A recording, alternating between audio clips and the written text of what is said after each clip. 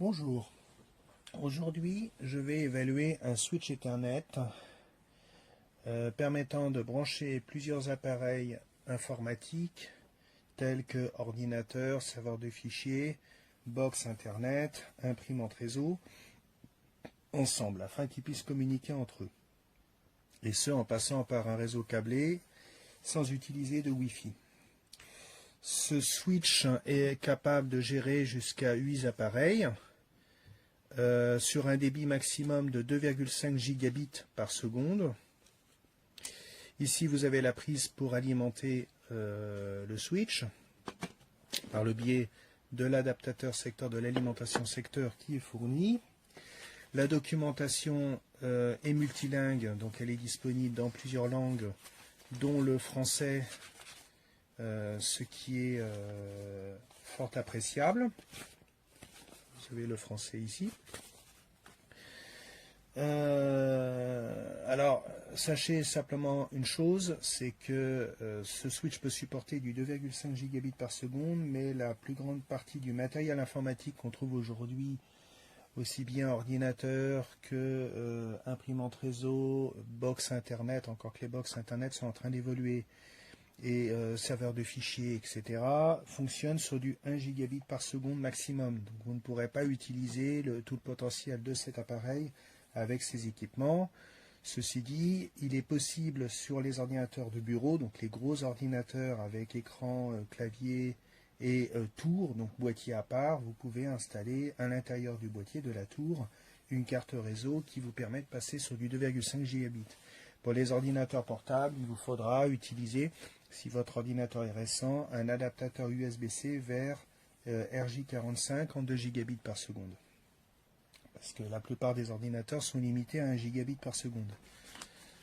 Ensuite, vous avez ici sur le dessus de l'appareil des voyants lumineux numérotés qui s'allument en fonction des ports RJ45 qui sont utilisés. Donc si certains ports ne sont pas branchés, les voyants ne s'allument pas. Si les appareils branchés, par exemple sur ce port-là, est éteint, le voyant correspondant ne s'allumera pas non plus. Ça vous permet également d'identifier d'éventuels défauts de branchement ou des défauts de câble réseau, ou même dans l'appareil éventuellement qui pourraient survenir, ou même au niveau de votre matériel. Donc effectivement, voilà, vous avez ces petits voyants lumineux. Sinon en soi, c'est un appareil simple. Il n'est pas gérable à distance, donc il ne gère pas il n'a pas ce qu'on appelle en anglais le management, c'est-à-dire la possibilité de pouvoir brancher un ordinateur en filaire sur l'appareil pour pouvoir le paramétrer, par exemple désactiver certains ports ou brider le débit de certains ports, si vous ne voulez pas que le port tourne à 2,5 gigabits mais tourne à 1 gigabit ou même à 100 mégabits. Vous ne pourrez pas le faire sur cet équipement. Les équipements qui prennent en charge cette fonctionnalité, c'est une gamme au-dessus. Voilà, en fait, c'est un équipement indispensable si vous souhaitez rester en Ethernet, ce qui est mon cas, parce que le problème du Wi-Fi, c'est qu'il y a toujours des petits problèmes de latence, de lenteur dans les de lenteur au niveau des échanges entre les équipements.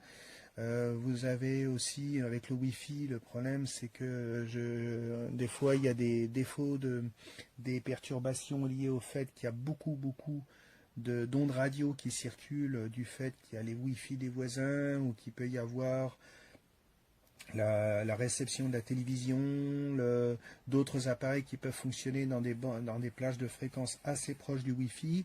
Donc je suis toujours resté un petit peu en retrait du Wi-Fi, même si j'avoue que son côté, le côté mobilité est très pratique. Donc je reste sur l'Ethernet, et l'Ethernet c'est ce genre d'équipement.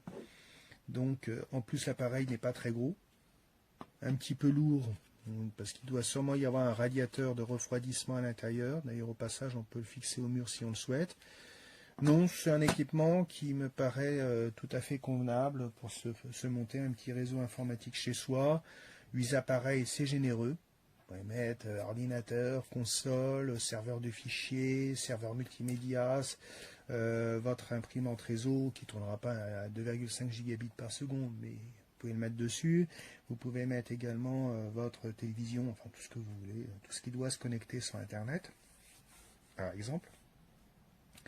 Et dernière petite chose, quand je disais que la plupart des équipements informatiques aujourd'hui tournent à 1 gigabit par seconde seulement, en réseau, en informatique, lorsque vous faites communiquer deux appareils, l'un qui va être à 1 gigabit par seconde et l'autre à 2,5 gigabits par seconde, le réseau va la vitesse globale du réseau se synchronisera automatiquement sur l'appareil le plus lent, c'est-à-dire 1 gigabit par seconde. C'est pour ça que je vous disais tout à l'heure, si vous mettez un ordinateur 1 gigabit par seconde là-dessus, ça tournera qu'à 1 gigabit par seconde, pas aller plus vite. Voilà, bah écoutez, je vous remercie de m'avoir regardé et de m'avoir écouté, et je vous dis à une prochaine fois.